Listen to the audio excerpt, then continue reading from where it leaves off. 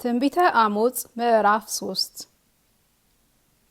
የእስራኤል ልጆች ሆይ እግዚአብሔር በእናንተ ከግብጽ ምድር ባወጣሁት ወገን ሁሉ ላይ የተናገረውን ይህን ቃል ስሙ።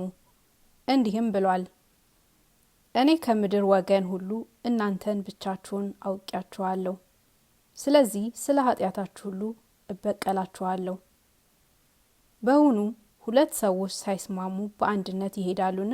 ወይስ አንበሳ የሚነጥቀውን ነገር ሳያገኝ በጫካ ውስጥ ያገሳልን?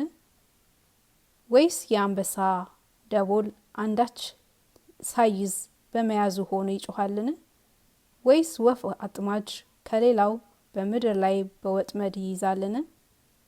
ወይስ ወስፈንጥር አንዳች ሳይዝ ከምድር ይስፈነጠራልን? ወይስ በከተማ ውስጥ መለከት ሲነፋ ሕዝቡ አይፈራምን? ወይስ ክፉ ነገር በከተማ ላይ የመጣ እንደሆነ ያረገውን እግዚአብሔር አይደለምን? በእውነት ጌታ እግዚአብሔር ምስጢሩን ለባሪያዎቹ ለነቢያት ካልነገረ በቀር ምንም አያደርግም። አንበሳው አገሳ፣ የማይፈራ ማን ነው?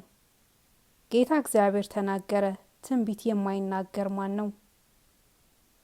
በአዛጦን አዳራሾችና በግብጽ ምድር አዳራሾች አውሩና በሰማሪያ ተራሮች ላይ ተሰብሰቡ። በውስጧም የሆነውን ታላቁን ውካታ በመካከሏም ያለውን ግፍ ተመልከቱ በሉ። ግፍንና ቅሚያን በአዳራሾቻቸው የሚያከማቹት ቅን ነገርን ያደርጉ ዘንድ አያውቁም ይላል እግዚአብሔር።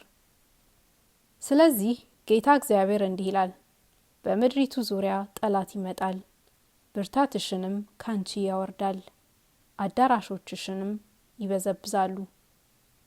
እግዚአብሔር እንዲህ ይላል፣ እረኛ ከአንበሳ አፍ ሁለት እግርን ወይም የጆሮን ጫፍ እንደሚያድን እንዲሁ በሰማሪያ በአልጋ ማዕዘን በደማስቆም በምንጣፍ ላይ የተቀመጡት የእስራኤል ልጆች ይድናሉ። ስሙ በያዕቆብም ቤት ላይ መስክሩ ይላል የሰራዊት አምላክ ጌታ እግዚአብሔር።